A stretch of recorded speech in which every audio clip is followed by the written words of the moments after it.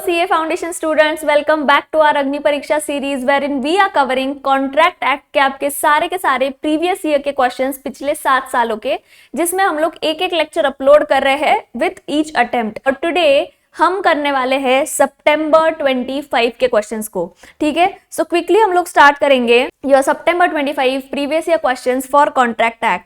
अब इस सीरीज में हम लोग क्या कर रहे हैं, आप लोग पिछले जो लेक्चर्स है वो देख के समझ ही सकते हो कि हम लोग किस तरीके से ये सारे क्वेश्चंस को कवर कर रहे हैं with a detailed understanding and also the memory techniques to revise the theoretical concepts and remember them. अगर क्वेश्चंस देखते ना फिर भी हमें शायद कॉन्सेप्ट्स क्लिक नहीं होते, तो ये लेक्चर से आपको हेल्प मिलेगी कि आप आपके जो कॉन्सेप्ट्स है उनको ब्रश अप कर लो। और क्योंकि ये प्रीवियस अटेम्प्ट्स में पूछे गए हैं, so automatically they fall under important category. So चलो स्टार्ट करते हैं विथ आर क्वेश्चन नंबर 1। अब ये मैंने क्वेश्चन नंबर 14 क्यों लिखा है, क्योंकि हम लोग ऑलरेडी पिछले क्वेश्चंस में मैंने नंबरिंग किया था May 26 और Jan 26 का, तो वो क्वेश्चन 1 से क्वेश्चन 13 था। So this is question 14 for you guys. Mister VG and mister PG were trading in unlisted shares for the last 7 years। Question को हम लोग ऐसे पढ़ते हैं क्या, हम लोग क्या करते हैं, स्टार्टिंग में एक आइडिया ले लेते हैं ये लाइंस पढ़ के, और फिर हम लोग एंड में आते हैं कि एक्चुअल में क्वेश्चन पूछा कैसे गया है, so that when you read the question whole question you already know कि आपको कौन से एंगल से पढ़ना है क्वेश्चन को, कौन से फैक्ट्स को आपको देख के डरना नहीं है, ये तो इररेलेवेंट दिया गया है करके, है ना। तो अब देखो यहाँ पे क्या दिया है, with reference to the provisions of the Indian contract act whether the revocation of the said agency by mister PG was lawful. So हमें समझ आ रहा है, मैम आइडेंटिफाई कैसे करें कि क्वेश्चन कौन से प्रोविजन के ऊपर पूछा गया है। See this is about revocation of agency. ठीक है, अब रिवोकेशन ऑफ एजेंसी में आपको याद करना होगा कि कितने टाइप्स या कितने तरीके से एजेंसी को रिवोक किया जा सकता है, और जब हम लोग क्वेश्चन पढ़ेंगे तो आपको फिर उसमें से स्पेसिफिक कैटेगरी याद आना चाहिए। See what is happening is, दो लोग थे, वो लोग क्या करते थे, अनलिस्टेड शेयर्स में ट्रेड करते थे। They used to borrow funds from each other whenever required for any trade. ठीक है, within a week's time they used to refund the money to each other as per the circumstances of the case. अब revocation में ये सारी चीजें शायद ही काम आने वाली है। They were following this practice for the last 5 years. ठीक है, इतना important नहीं है। Now what happened is on 25th January 2025, Mr. PG wants to buy 20,000 shares of an unlisted company at ₹500 each. पर क्योंकि उसके पास पैसा कम था, उसने वीजी को बोला कि मुझे 40 लाख रुपीस देगा क्या। मिस्टर वीजी ने 40 लाख रुपीस ट्रांसफर कर दिया। कितने, 3 महीने बाद अब क्या हुआ, मिस्टर वीजी ने रिमाइंड किया कि तूने अभी तक 40 लाख को रिफंड नहीं किया है और मुझे ये रिफंड कर दे करके। ठीक है, तो मिस्टर पीजी ने बोला ये जो शेयर्स है ना, ये सेल करके मैं तेरा पैसा रिटर्न करने वाला था। I am trying very hard to sell the shares at a reasonable price of 10% more than the price, तभी तो मैं profit earn करूंगा, right? At which he bought these shares, but was unable to do so due to market conditions. हाँ, तो V G क्या बोल रहा है कि मैं 10% ज्यादा प्राइस पे सेल करने का ट्राई कर रहा हूँ, पर अभी मार्केट की वजह से ये हो नहीं पा रहा है। He asked Mr. VG, अब इसने क्या बोला, ये इंपॉर्टेंट है देखो। He asked Mr. VG to sell his shares on his behalf and authorized him to appropriate the amount of loan of rupees 40 lakhs with interest out of the sale proceeds. तो इसने यहाँ पे जो है agent जैसे appoint कर दिया, मतलब कोई भी चीज का अगर आप किसी और को अथॉरिटी देते हो तो आपने उसको एजेंट बना लिया है उस काम के लिए। तो यहाँ पे वीजी ने वो जो शेयर्स है उनको सेल करने के लिए मिस्टर किसको बोला है, ये पीजी को बोला है। ठीक है, और बोला है कि ये जो 40 लाख है तो उसी में से रिकवर कर लेना। तो आपको अभी याद आना चाहिए, this is agency coupled with interest. अब ये प्रॉपर्टी सेल होना मिस्टर पीजी के लिए भी इंपॉर्टेंट है, क्योंकि जब वो सेल होगा तभी उसका पैसा वहां से आने वाला है, उसको रिटर्न आने वाला है। Mister VG agree to do so.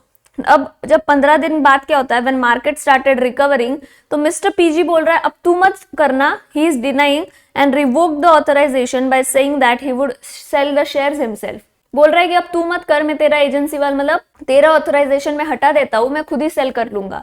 So this is now revocation of the agency. So can mister VG do so, ये हमारा क्वेश्चन है, क्या वो ऐसे कर सकता है। Is the revocation of agency lawful. तो अब देखो ये है question on section 202 of the Indian contract act, जिसमें बोला जाता है agency becomes irrevocable where the agent has himself an interest in the property which forms the subject matter of the agency. अगर जो प्रॉपर्टी है, एजेंसी का जो subject matter है, उसमें एजेंट का खुद का इंटरेस्ट है, this becomes a irrevocable agency and such an agency can not be terminated to the prejudice of such interest. तो अभी तक उसने वो उसका जो लोन है वो रिकवर नहीं किया है। So this is something which mister VG is doing against the interest of mister PG. So this is to the prejudice of mister PG's interest, agent का इंटरेस्ट। और ऐसा एजेंसी आप रिवोक नहीं कर सकते हो। It becomes unlawful to revoke such agency unless and until there is a express provision in the contract कि मैं ये एजेंसी को रिवोक भी कर सकता हूँ। ठीक है, so this is a simple provision section 202। ये तो आप लर्न कर लोगे, जिसमें इंपॉर्टेंट वर्ड्स क्या है, agency becomes irrevocable where the property is itself having the property which is the subject matter of the agency, the agent himself has an interest in that property, and such an agency cannot be revoked in the absence of express agreement to the contrary to the prejudice of interest of the agent. ठीक है, now the rule of agency coupled with interest applies and does not come to an end even on death, insanity or insolvency of the principal। ये module में एक line दिया है, तो ये यहाँ पे आपको समझना इंपॉर्टेंट है। अगर आपका जो प्रिंसिपल है उसका डेथ भी हो जाता है या वो पागल हो जाता है, वो इंसॉल्वेंट हो जाता है, तो भी आप ऐसी वाली एजेंसी को रिवोक ही नहीं कर सकते।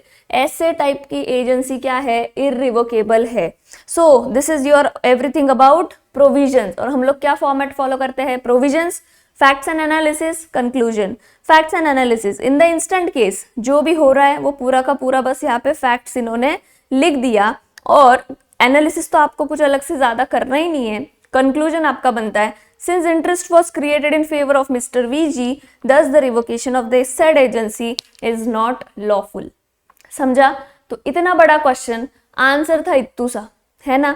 अब आपको इस कॉन्सेप्ट को याद कैसे रखना है, आपको क्या करना है, देखो मैंने यहाँ पे आपको मॉड्यूल का पेज नंबर रेफर करवा दिया है।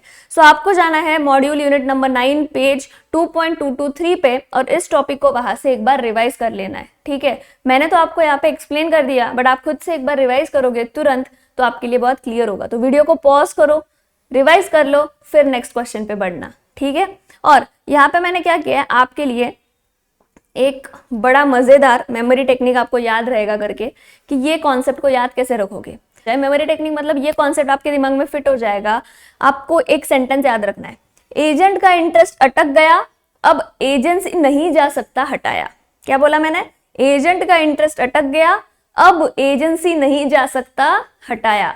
Agency coupled with interest is irrevocable, simple चीज। ठीक है, we have revised our question number 14, that is question number 1 from your September 25 previous year paper. Question number 15. Measures GS famous general store in NK Market Delhi got a purchase order of 5 kg mamra बादाम at rupees 3400 per kg। क्या ये सारे values को देखना important भी है? आइए समझते, पहले एंड में जाते क्वेश्चन के। In the above circumstances, what is the remedy available to Mr. PK according to the provisions of Indian Contract Act? तो PK को क्या रेमेडीज अवेलेबल है ना, ये पूछा है। अब ये PK है कौन? Measures GS famous general store NK market, हमको क्या करना है वो NK मार्केट का 5 kg मामरा बादाम दिया। मुझे नहीं लगता ये इंपॉर्टेंट होगा। किससे दिया? मिस्टर PK से लिया इन्होंने। मिस्टर PK को डिलीवर करने बोला है, from mister PK to deliver at his residence in Rohini. तो ये जो GS है, जीएस ने बोला पीके को कि मेरे घर पे मामरा बादाम डिलीवर कर देना, और एंड में क्या पूछ रहे हैं कि पीके के पास क्या रेमेडी है करके। ठीक है, तो सेलर की रेमेडी के बारे में एक्चुअली ये लोग पूछ रहे हैं। When the delivery boy of Messrs GS famous general store reached at mister PK's residence, अच्छा, got a purchase order, he is the buyer. ठीक है, परचेस ऑर्डर दिया, बायर के पास क्या रेमेडीज है वो तो सेल ऑफ गुड्स एक्ट का क्वेश्चन है। He found the door locked, PK का घर लॉक था। When the delivery boy called him on mobile phone, he told him to hand over the goods to his neighbor, Mr. Shah. Mister Shah के पास रख दे करके बोला। ठीक है, मिसेस शाह वॉज अनअवेयर। अब मिस्टर शाह की वाइफ मिसेस शाह को पता ही नहीं था कि जो ये पीके भाई साहब है इन्होंने शाह को बोला है, उनके हस्बैंड को बोला है कि इनके घर पे ये बादाम को अभी के लिए रख देना। Of the fact that Mamra badam were not belonging to them, Mrs Shah को क्या लगा हमारे घर पे डिलीवरी देने आया है, शायद ऑर्डर किया होगा, हमारे घर का सामान है। शी मिक्स दैट मामरा बादाम विद कैलिफोर्निया आलमंड, मिक्स कर दिया। अब आप सोचो मिक्सचर का क्वेश्चन कौन से टॉपिक में आता है आपके कॉन्ट्रैक्ट एक्ट में? अगर बेली गुड्स को मिक्स करता है तो क्या होगा? ठीक है, सो बेलर बेली वाला क्वेश्चन आपको टॉपिक आपको क्लिक होगा यहाँ पे। So this is how you are going to identify कि किस तरीके से क्वेश्चन कौन से प्रोविजन की तरफ आपको पॉइंट आउट कर रहे हैं, है ना। When Mr. Shah told her that the Mamra Badam were belonging to Mr. PK, she again packed the 5 kg Mamra Badam and delivered it to Mr. PK. कैसे किया भाई पैक? मिक्स कर दिया था ना, उसी को इसने पैक कर दिया और वापस से दे दिया पीके को। This fact came to light when Mr. PK returned the packet. अब मिस्टर पीके ने घर पे खोला होगा, देखा तो ये मिक्सचर है, मतलब ये ठीक वो जो क्वालिटी चाहिए वो है नहीं, तो इसने क्या किया, Majors GS famous general store को ये रिटर्न कर दिया by saying that it is not up to the quality and he refuse to accept the packet. Buyer ने सेलर को गुड्स रिटर्न कर दिया। अब एक्चुअल में आप देखो, क्या ये सेल ऑफ गुड्स एक्ट का क्वेश्चन है? बायर सेलर आप देखोगे तो शायद वो भी आप सोच सकते हो, तो वैसा नहीं है, क्योंकि यहाँ पे प्रॉब्लम किसने क्रिएट किया है? मिसेस शाह ने क्रिएट किया है। ये कौन थी इस केस में? ये बेली बनेगी, क्योंकि गुड्स उस थोड़े टाइम के लिए उनके पास रखे गए थे, जिसके बाद उन्होंने वो रिटर्न कर दिए मिस्टर पीके को, बराबर। सो ये बेलमेंट के ऊपर वाला क्वेश्चन है। आइए प्रोविजंस के ऊपर। According to section 157 of the Indian contract act, if the bailee without the consent of the bailor, अब इसमें आपको दो कैटेगरीज में डिवाइड करना है। क्या ये मिक्सचर बेलर के कंसेंट से हुआ था या क्या ये बेलर के कंसेंट से नहीं हुआ था, और क्या ये सेपरेट किया जा सकता है बाद में, या क्या फिर इसको सेपरेट करना पॉसिबल अभी नहीं है।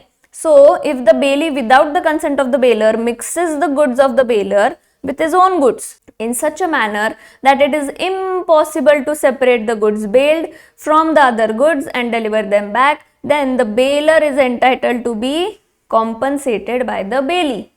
अगर आपने मिक्स कर दिया और अब ऐसा मिक्स किया है कि उसको सेपरेट करके डिलीवर करना पॉसिबल नहीं है, then the bailee is liable to compensate the bailer. ठीक है। सेक्शन 161 उसके आगे क्या बोलता है? It is the duty of the bailee to return और deliver according to the bailor's directions the goods which are bailed without demand. Without demand मतलब क्या? जैसे ही तेरा पर्पस कंप्लीट हो जाए मुझे वो रिटर्न कर देना, मैं तुझे आकर वापस से मांगने नहीं वाला हूं कि वो गुड्स मुझे रिटर्न कर दे करके। So if they are bailed without demand as soon as the time for which they were bailed has expired, या फिर पर्पस आपका जब कंप्लीट हो जाए, for which they were bailed has been accomplished, तो जैसे आपका पर्पस कंप्लीट हो गया या फिर अगर आपने टाइम लिमिट डिसाइड किया था तो वो टाइम खत्म हो गया, तो आपकी रिस्पॉन्सिबिलिटी है, बेली की रिस्पॉन्सिबिलिटी है कि उसने वो गुड्स बेलर को रिटर्न करने हैं। ठीक है। सो ये दो प्रोविजन यहाँ पे आएंगे। अब बहुत सारे बच्चे क्या करेंगे, इतना लिख के छोड़ देंगे, आगे का तो उनको ध्यान ही नहीं आएगा। लेकिन ये इंपॉर्टेंट क्यों है? क्योंकि ऊपर आप देखना यहाँ पे क्या लिखा है, मिस्टर शाह ने बताया कि ये जो है ना मिस्टर पीके के है, तो उसने क्या किया, फिर उसके बाद उसको रिटर्न किया। Now if by the default of the bailee goods return नहीं होते हैं at proper time, he is responsible to the bailor for any loss, destruction और deterioration of the goods from that time. अब ये कुछ questions में ना आपको नहीं याद आएगा कि ये प्रोविजंस भी लिखने हैं, तो इसीलिए तो हम लोग रिवाइज कर रहे हैं। अगर सिमिलर क्वेश्चन आता है तो चांसेस आर देयर कि आपका वो क्वेश्चन का सजेस्टेड आंसर वापस से इसी लाइंस पे चलेगा। तो मिक्सचर ऑफ द गुड्स का रिलेटेड क्वेश्चन आप क्लियर कर लो। ठीक है। इसमें इन्होंने पहले बताया सेक्शन 157 गुड्स मिक्स होते हैं such way that they are inseparable. दूसरा, गुड्स रिटर्न करना होता है after the purpose is complete और टाइम फिनिश हो गया तो। तीसरा, अगर आपने प्रॉपर टाइम पे गुड्स को रिटर्न नहीं किया बेली, तो आपको क्या करना पड़ेगा, जो भी गुड्स में लॉस, डिस्ट्रक्शन, डेटोरिएशन हो रहा है उसके लिए कॉम्पनसेट करना पड़ेगा, वो लॉस आपको बियर करना पड़ेगा। Now in the given question, Mrs. Shah mixed Mamra with California, bailed by Mr. PK, and then packed without information and delivered to Mr. PK. Mamra Badam once mixed cannot be separated. As she mixed the two different kinds of almond, Mr. PK is entitled to be compensated by Mr. Shah. क्या वो seller को goods return कर सकता है? Obviously not, उसकी कोई भी गलती नहीं थी। He can not return the goods to Majors GS famous general store. अब देखो, हम तो ये डायरेक्टली आंसर पढ़ रहे थे, बट एक इंपॉर्टेंट चीज, जब भी आप ये एग्जाम में सॉल्व करने लोगे ना, तो शायद ऐसा होगा कि आपको ये याद नहीं आ रहा है कि मतलब आपको कैसे क्लिक होगा। आप तो बोलोगे कि मैम बादाम को सेपरेट कर सकते हैं ना, तो इस केस में आपको क्या करना है, आपको जो भी रेलेवेंट प्रोविजन याद आ रहा है वो पूरा लिख देना है। You right both the things, कि अगर सेपरेट हो सकता है तो क्या, और अगर सेपरेट नहीं हो सकता है तो क्या। And then in the analysis part you write कि if the badam could be separated, और अगर उसने सेपरेट करके रिटर्न किया है तो ऐसा होगा, और अगर बिना सेपरेट किए मिक्सचर को रिटर्न किया है तो ऐसा होगा। क्योंकि अगर आप ऊपर देखोगे तो यहाँ पे इन्होंने बोला था कि मामरा बादाम को रिटर्न किया, शी पैक दैट मामरा बादाम, कहीं पे भी सेपरेट की हुई चीज की बात नहीं हुई थी।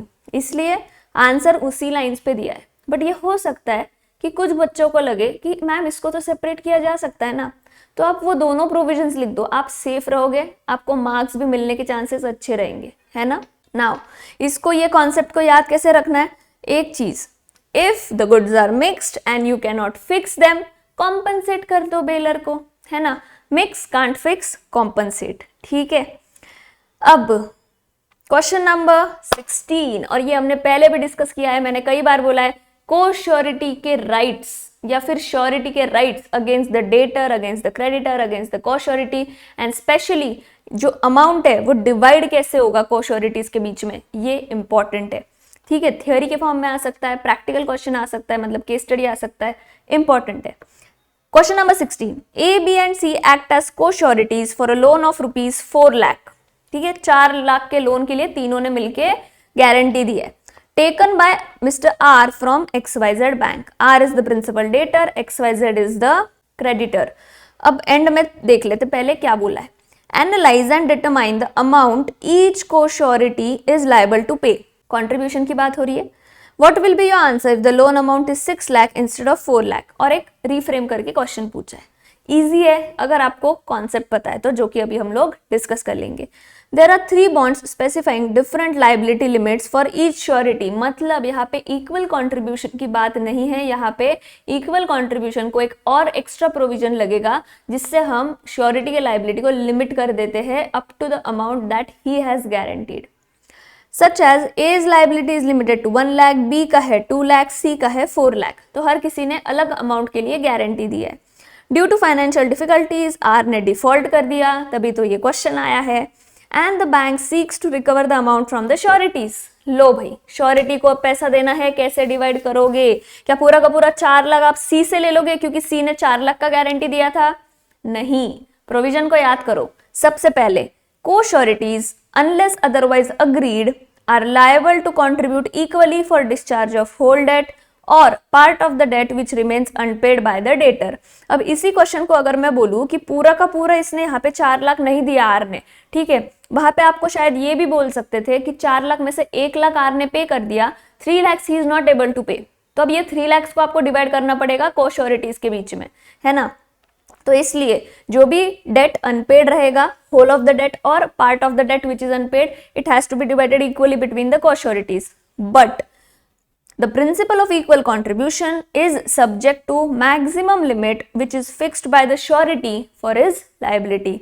को sureties who are bound in different sums, co sureties, important words, co sureties who are bound in different sums, हर को श्योरिटी डिफरेंट सम्स से बाउंड है, they are liable to pay equally but only as far as the limits of their respective obligations permit. So now the equal contribution ratio is limited by their respective obligation which they have undertaken। ठीक है, ये आपका हो गया provision. अब calculation कैसे होगा? ये जो 4 लाख का अमाउंट है आपको ABC में डिवाइड करना है, तो डिवाइड बाय, अब अगर आप 3 करोगे तो ये 1 लाख के ऊपर आएगा, लेकिन क्योंकि A का जो लिमिट है वो 1 लाख है, तो ये 1 लाख पहले A को असाइन कर दो। अब बचा 3 लाख, अब 3 लाख दोनों के बीच में डिवाइड होगा, 1.5 लाख, 1.5 लाख। बट B का लिमिट कितना था? B का लिमिट था 2 लाख का। क्या बात है, 2 लाख आपके लिमिट में बैठ गया, so it will be 1 lakh, 1.5 lakh, 1.5 lakh, ठीक है, 1 लाख, 1.5 लाख ईच।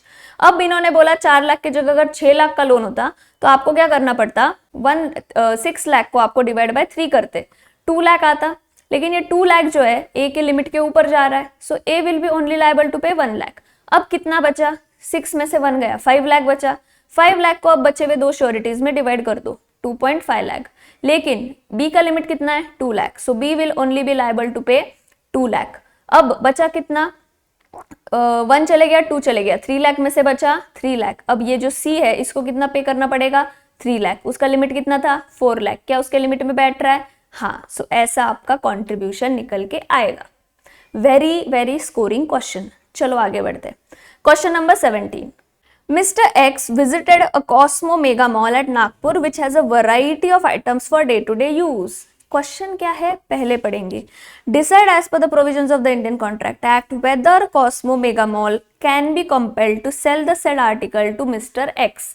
अगर अगर अगर आपने कॉन्ट्रैक्ट एक्ट ठीक से पढ़ा है, तुरंत क्लिक होना चाहिए। जब सेल कर सकते हैं कि नहीं, कंपेल कर सकते हैं कि नहीं, जब इस चीज की बात होती है तो invitation to offer, offer offer, invitation to offer, ये टॉपिक के ऊपर मोस्ट ऑफ द टाइम आपका क्वेश्चन रहेगा, ठीक है।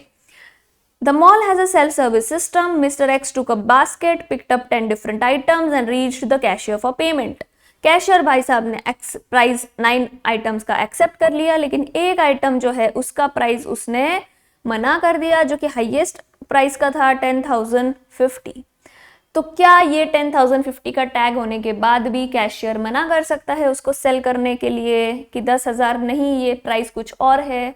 इन्विटेशन टू ऑफर, जैसे कि मैंने आपको बोला, the offer should be distinguished from an invitation to offer in terms of section 2A। Offer का मतलब क्या होता है?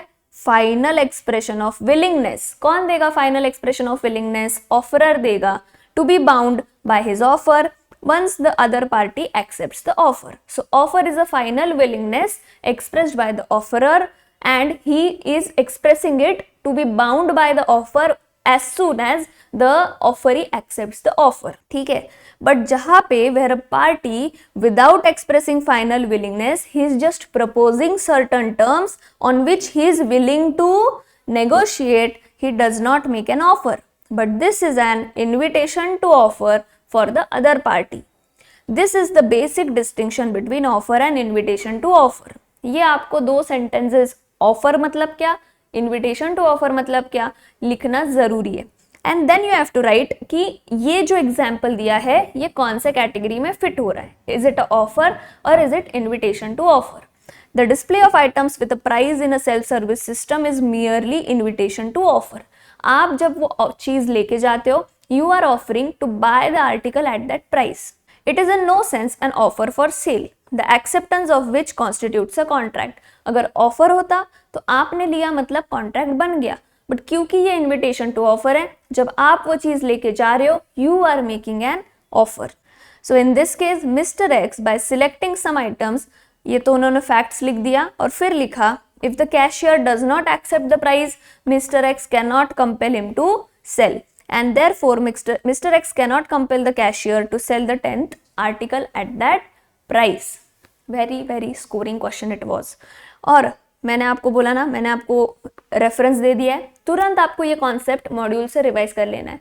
2.21 पे आपका यूनिट नंबर 1 में इन्विटेशन टू ऑफर और ऑफर के रिलेटेड एक्सप्लेनेशन दिया है, ठीक है। फिर ये जो कोश्योरिटी के पॉइंट्स है, जो राइट्स है, श्योरिटी का राइट अगेंस्ट कोश्योरिटीज, वो आपको दिया है 2.168 और 2.169 पेज पे, आपका शायद यूनिट नंबर रहेगा 8, ठीक है, या 7, फिर 7 रहेगा।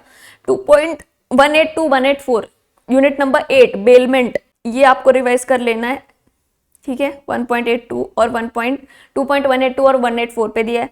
फिर उसके बाद एजेंसी इररिवोकेबल रहेगा, तो रिवोकेशन ऑफ एजेंसी के रिलेटेड यूनिट नंबर 9 2.223 से आपको रिवाइज कर लेना है।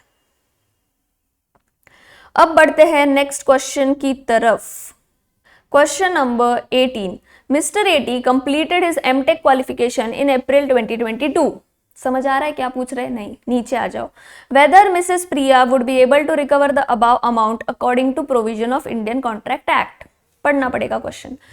ही got married with Miss Priya, तो ये हस्बैंड है, ये वाइफ है। He got an appointment as technical consultant in a very blah blah blah. He promised his wife he will send 30,000 per month. और मैं बोलो आपको इसी स्पीड से क्वेश्चन को रीड करना है, मैं जैसे रीड कर रही हूँ। आप अगर लेट के रीड करने जाओगे ना, जैसे स्टोरी बुक पढ़ रहे हो, तो बस रह गया आपका लॉ का पेपर। ये सबसे बेसिक पॉइंट है जो बच्चे मिस कर जाते हैं। आपको लॉ का पेपर मैं जैसे आपको इस वीडियो में रिवाइज करवा रही हूँ ना, उसी तरीके से आपको क्वेश्चंस पढ़ने हैं, क्योंकि ये कोई स्टोरी बुक नहीं पढ़ रहे हो आप। आपको एक बार पढ़ने के बाद वैसे भी शायद क्लिक नहीं होगा, तो आपको शायद सेकंड टाइम देखना पड़ेगा कि कौन से फैक्ट्स रेलेवेंट है, इररेलेवेंट है। तो ये टेक्निक क्वेश्चन रीड करने का आप समझो, and then you will be able to crack your CA foundation का लॉ पेपर, ठीक है। So he promised his wife कि वो 30,000 पर मंथ भेजेगा। जब वो यूएस से गया तो उसने कभी उसके वाइफ को पैसे सेंड भेजे नहीं। Missus Priya was not in a position to meet her daily expenses. अब ये बेचारी शायद हाउसवाइफ होगी, वर्किंग नहीं होगी, इसके पास पैसा नहीं था, उसको सीवियर फाइनेंशियल इश्यूज हो रहे थे कि रेंट कैसे भरूं, मेंटेनेंस एक्सपेंसेस कैसे पे करूं। On 20th March during her telephone discussion with mister eighty, उसको पता चला कि ये बंदा तो कभी मेरे को पैसे भेजने ही नहीं वाला है, जबकि इसने मुझे प्रॉमिस किया था। Due to her financial hardship she decided to file a suit against him for 7,50,000। अब ये कैलकुलेशन में जाने की आपको जरूरत ही नहीं है कि ये 7,50,000 कैसे आया करके, ठीक है। अब ये कब से प्रॉमिस दिया था, कब तक उसका बात हुआ, फिर उतने महीने का पेमेंट, नो नीड, आपको क्लिक होना चाहिए क्या ये कॉन्ट्रैक्ट है, क्या ये एनफोर्सिबल है, and that is the provision you have to write. You do not have to get into the calculation and dates. As per section 2H of the Indian contract act, a contract is an agreement enforceable by law. इसको आप भूल जाओ, ये हमें confuse कर देता है। Last day पे आपको इन चीजों के ऊपर ध्यान नहीं देना है, आपको प्रोविजंस के ऊपर ध्यान देना है। A contract is an agreement enforceable by law, it means to become a contract, agreement के साथ साथ there should be a legal obligation. और क्या ये लीगल ऑब्लिगेशन क्रिएट करने का इंटेंशन था? नहीं। क्लियरली ये एग्जांपल्स आपको स्टेट किए गए हैं और आपको केस लॉ भी मेंशन किया गया है बैल्फोर वर्सेस बैल्फोर का। As per section 10 of the Indian Contract Act, there must be an intention on the part of the parties to create legal relationship. Social or domestic type of agreements are not enforceable and hence they do not result into contracts. यहाँ पे इन्होंने Balfour versus Balfour को नहीं state किया है, but you can do so, you will create a good impression.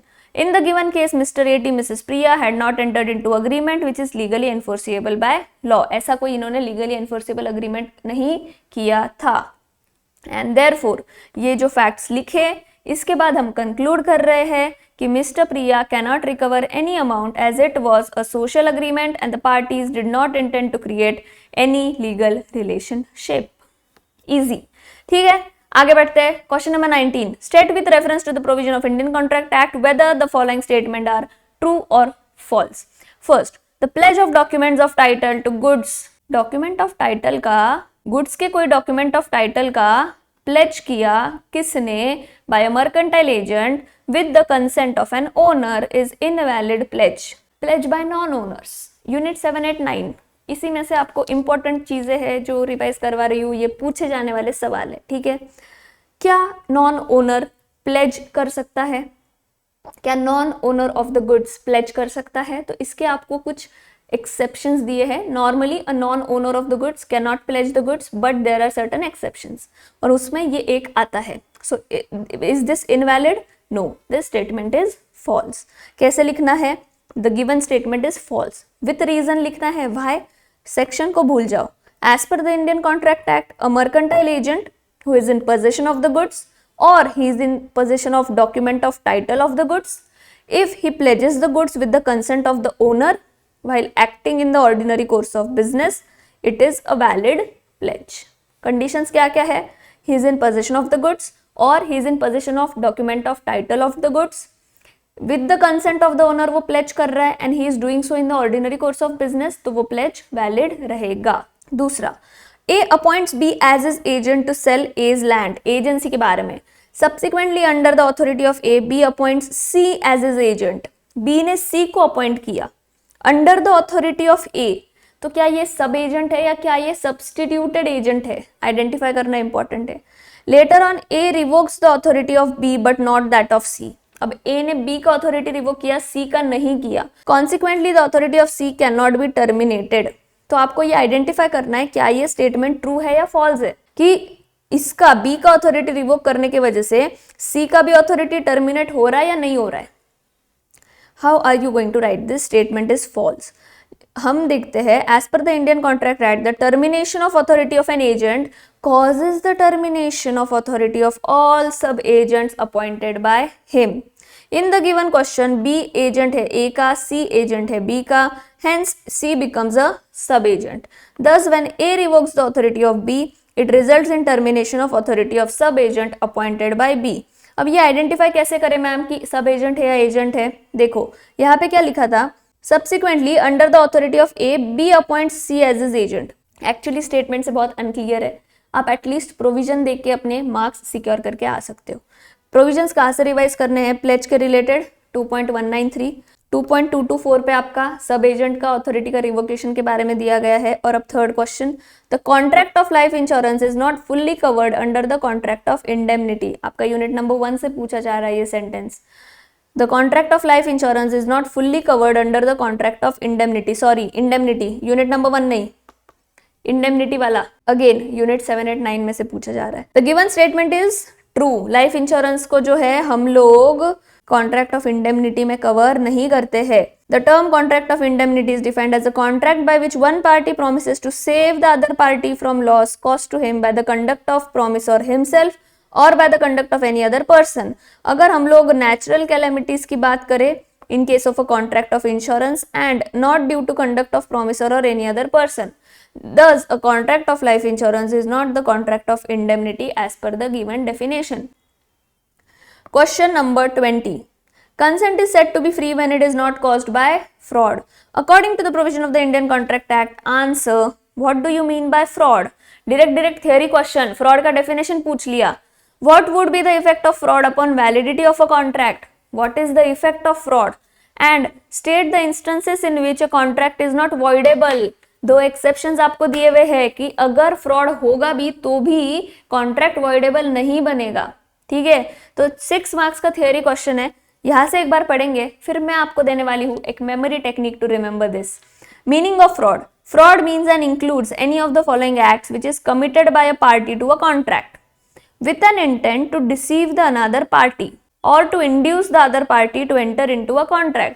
ऐसा contract जिसमें आपने कोई फैक्ट को गलत बोला जो आपको पता है कि वो ट्रू नहीं है, फिर भी आपने वो फैक्ट को सजेस्ट किया। You have actively concealed a fact, कोई चीज आपको पता थी लेकिन आपने वो छुपाई। You have made a promise without any intention of performing it, or you are doing any other act fitted to deceive which was meant to deceive the other party, या फिर कोई ऐसा दूसरा एक्ट या ओमिशन जो law बोलता है कि इसको हम फ्रॉड मानेंगे। तो यह 5 चीजें आती है फ्रॉड में। ठीक है, so fraud includes acts committed by a party to a contract और विथ हिज कन्वीनियंस, मतलब या फिर उसको साथ में लेके किसी के साथ उसने मिलके किया। So it is something which is done by a party to a contract और with his convenience.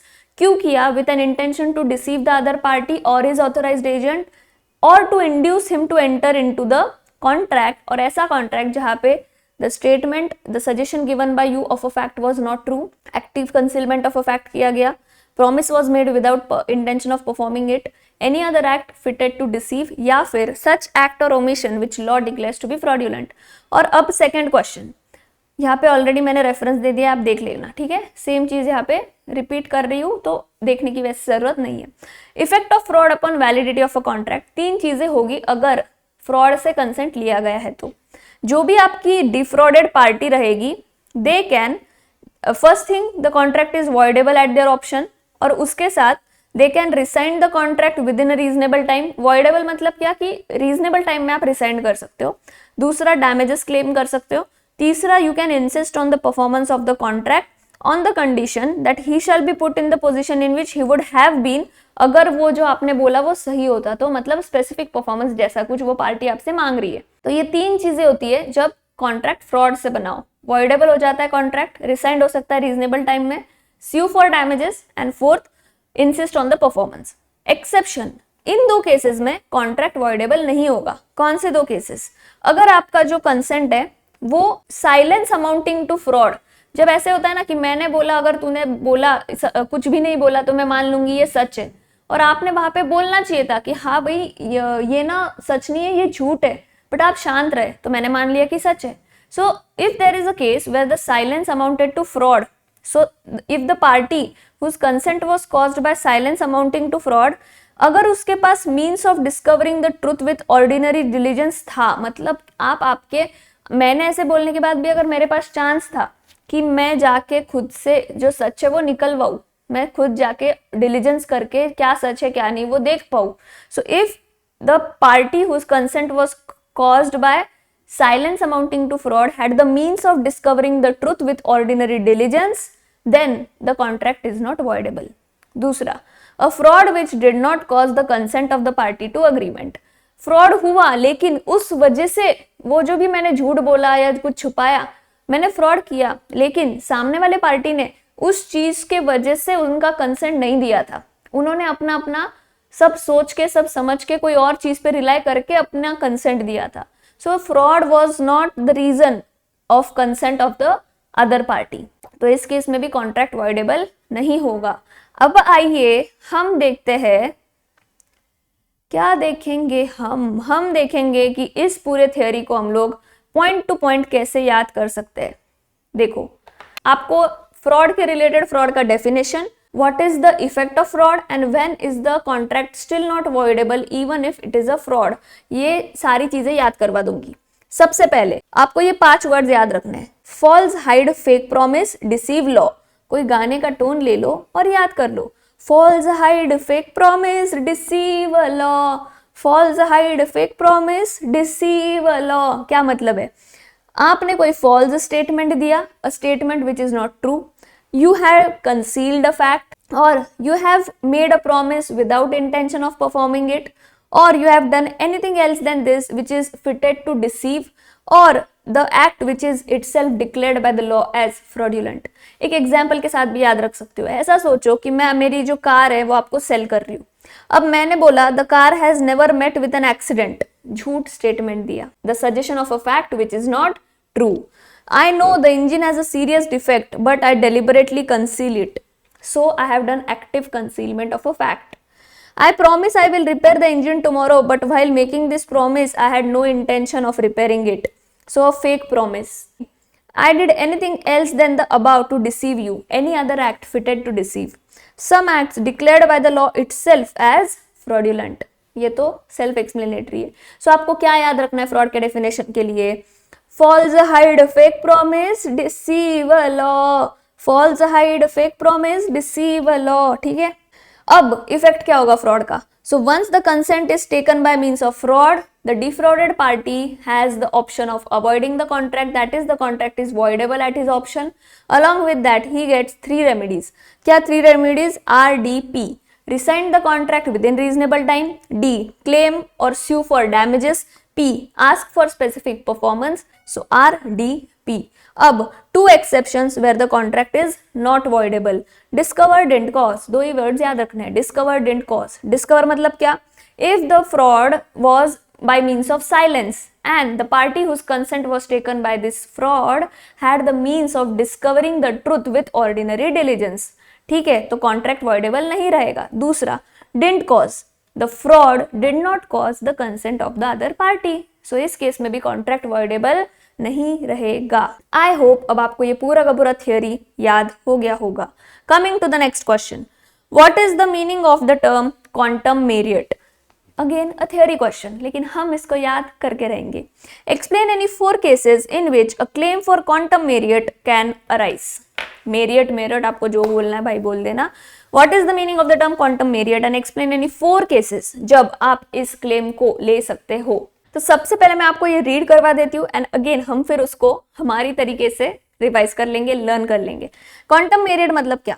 Where one person has rendered service to another, किसी और को मैंने कुछ सर्विस दिया, in circumstances which indicate an understanding between them, और हमारे बीच में ये अंडरस्टैंडिंग हुआ है that it is to be paid for although no particular remuneration has been fixed, कि अभी हमने कोई भी इसका पेमेंट रेम्यूनरेशन डिसाइड नहीं किया है, लेकिन इसके लिए पेमेंट होने वाला है। ऐसा नहीं है कि फ्री में किया जा रहा है। Then the law will infer a promise to pay, तो लॉ यहाँ पे बोलेगा कि अगर आपने ऐसा कोई काम करना चालू किया है तो हम ये मान लेंगे कि एक पार्टी ने दूसरे पार्टी को यहाँ पे प्रॉमिस टू पे किया है। क्वांटम मेरिट मतलब as much as the party doing the service has deserved, तो जितना काम उसने किया होगा, अगर आपका कॉन्ट्रैक्ट बीच में टर्मिनेट होता है तो जितना वो दूसरी पार्टी डिजर्व करती है जिसने काम किया, उसको उतना पेमेंट मिलना चाहिए। It covers a case where the party injured by the breach had at the time of breach done only a part। सामने वाले ने कॉन्ट्रैक्ट को तोड़ दिया, मैंने उसमें से कुछ पार्ट अभी परफॉर्म कर दिया था, but not all of the work, पूरा काम खत्म मैंने नहीं किया था, which he is bound to do under the contract and seeks to be compensated for the value of work done। तो जितना काम हुआ है उसका पेमेंट तो मुझे मिलना चाहिए। For the application of this doctrine 2 condition fulfil होनी चाहिए। अगर क्वांटम मेरिट में आपको पैसा निकलवाना है कि मैंने जितना काम किया उतना पैसा दे दो, even if there is a breach of contract, मुझे उसका पेमेंट मिलना चाहिए। 2 कंडीशन सेटिस्फाई होनी चाहिए। सबसे पहले, it is only available if the original contract has been discharged, पहले कॉन्ट्रैक्ट को हमने खत्म कर दिया, डिस्चार्ज कर दिया। दूसरा, the claim must be brought by a party not in default, और मैं फॉल्ट पे नहीं थी, मेरा कोई गलती नहीं था, मैंने कॉन्ट्रैक्ट को ब्रीच नहीं किया, मैंने आपके लिए काम किया था, तो मेरी वजह से ये सब नहीं हो रहा है, I am not the party in default, ठीक है। तो इस दो कंडीशन को सेटिस्फाई करने के बाद अगर ये दो कंडीशन सेटिस्फाई हो रही है तो आप क्वांटम मेरिट को अप्लाई कर सकते हो। Now, the object of allowing a claim on this basis is to recompensate the party or the person for value of the work which he has done. Damages are compensatory in nature. ये कोई damages नहीं है। Damages मतलब क्या कि कुछ गलत हुआ उसके वजह से दिया जा रहा है, but these are not damages. Quantum merit is restitutory. Restitutory मतलब कि मेरा इस पे खर्चा हुआ है, मैंने काम किया तो उसका पैसा मुझे मिलना चाहिए।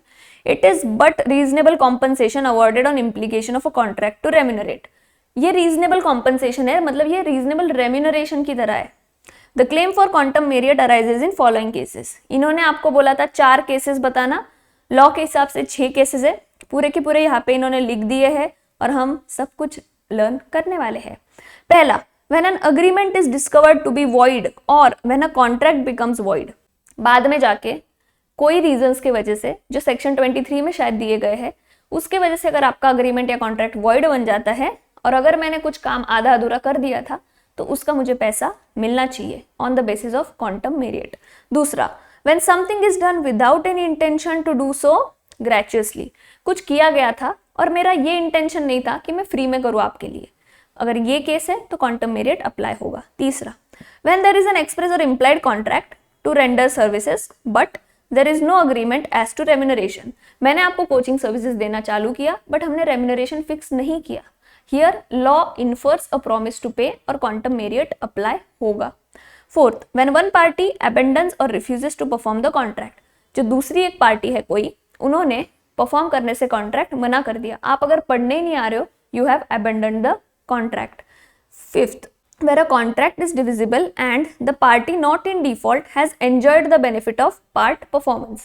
जो कॉन्ट्रैक्ट है वो डिवाइड हो सकता है 1 महीने का, 2 महीने का, whatever, और जिसने ये बेनिफिट एंजॉय किया है, the party not in default has enjoyed the benefit of the part performance. थोड़ा बहुत कॉम्पनसेशन या थोड़ा बहुत काम हो चुका है। Last, when an indivisible contract for a lump some is completely performed but badly. एक इनडिविजिबल कॉन्ट्रैक्ट था, मैंने किया काम लेकिन आधा अधूरा किया और थोड़ा खराब काम किया। The person who has performed the contract can claim the lump sum. मैंने काम किया, भले ही खराब किया, मैंने पूरा आपका काम किया, वो डिविजिबल कॉन्ट्रैक्ट नहीं है, मैंने काम किया, खराब तरीके से किया, तो भी जो भी किया उसका मुझे लमसम में कुछ पेमेंट तो मिलना ही चाहिए। But the other party can make a deduction for bad work. भले ही आप जो खराब काम किया उसकी वजह से आप पैसा कम दो बट देना तो चाहिए। तो ये है आपके 6 केसेस। अब हम इसको याद करेंगे हमारे तरीके से। See, we are going to learn quantum meruit. Quantum meruit का मीनिंग याद कर लेंगे, कंडीशंस को याद कर लेंगे, ऑब्जेक्ट क्या है क्वांटम मेरिट का, और केसेस को भी याद कर लेंगे। एक आप कहानी सोचो कि एक वर्कर है जिसका नाम है कॉन्ट। ये कॉन्ट जो है ना, ये कभी अपने फ्रेंड से फिक्स्ड प्राइस की बात ही नहीं करता है काम चालू करने से पहले। और वो क्या करता है, उसका पर्सनल मोटो है जो उसने अपने टूल बॉक्स पे लिख दिया है, quantum merit as much as I have deserved. कभी बात नहीं करता है फिक्स्ड पेमेंट की और मोटो डाल दिया अपने टूल बॉक्स पे, as much as I have deserved quantum merit, ठीक है। But before he can claim anything his boss always checks 2 condition. Boss बोलता है ठीक है भाई, तू कभी तेरा काम का पेमेंट फिक्स नहीं करता है लेकिन 2 कंडीशन को सेटिस्फाई करना पड़ेगा। सबसे पहले, is the original contract already dead, is the original contract discharge, yes. Is the claim brought by the party not in default, जो क्लेम लेके आ रहा है क्या वो पार्टी नॉट इन डिफॉल्ट है, यस। अगर दोनों कंडीशन सेटिस्फाई हो गई तो क्वांटम मेरिट मिल जाएगा। Can't says just restitution is fine unlike damages which compensate. So object क्या है, it is not to compensate, it is restitution. Kant's rule book is clear. He claims only when he sees below cases. 6 cases कौन से है? आपको वो गाना याद है जिसका वो टोन चलता है, नाने दिल पर दे सुनो, उसी तरीके से आपको याद रखना है।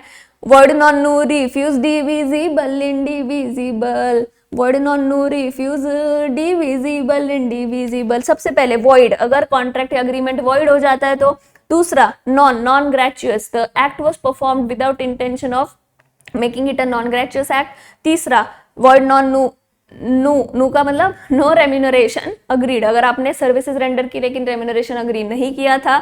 Word non no refuse one party refuses or abandons the contract. Void non-null refuse divisible, indivisible, divisible. If the contract was divisible and the part performance was enjoyed by the party who is not in default. Void non-null refuse divisible, indivisible. Indivisible contract था जो मैंने complete किया but it was badly performed, then I should be compensated, but the other party can reduce the amount for the work badly done. ठीक है, word non no refuse divisible indivisible, ये है आपके 6 cases. उसके पहले हमने ये कहानी से क्या याद किया, क्वांटम मेरिट का मीनिंग, 2 कंडीशंस और object. I hope this video helps you. पहले के वीडियोस भी देख लेना, May 26 और Jan 26 के, आपको ये क्लियर हो जाएगा कि क्वेश्चन पेपर आपको कैसे अटेम्प्ट करना है, क्वेश्चन कौन से स्पीड से पढ़ना है, और आपको वो सारे टॉपिक्स याद भी हो जाएंगे। So see you in the next video. All the best. Keep studying. You will rock in your September 26 exams.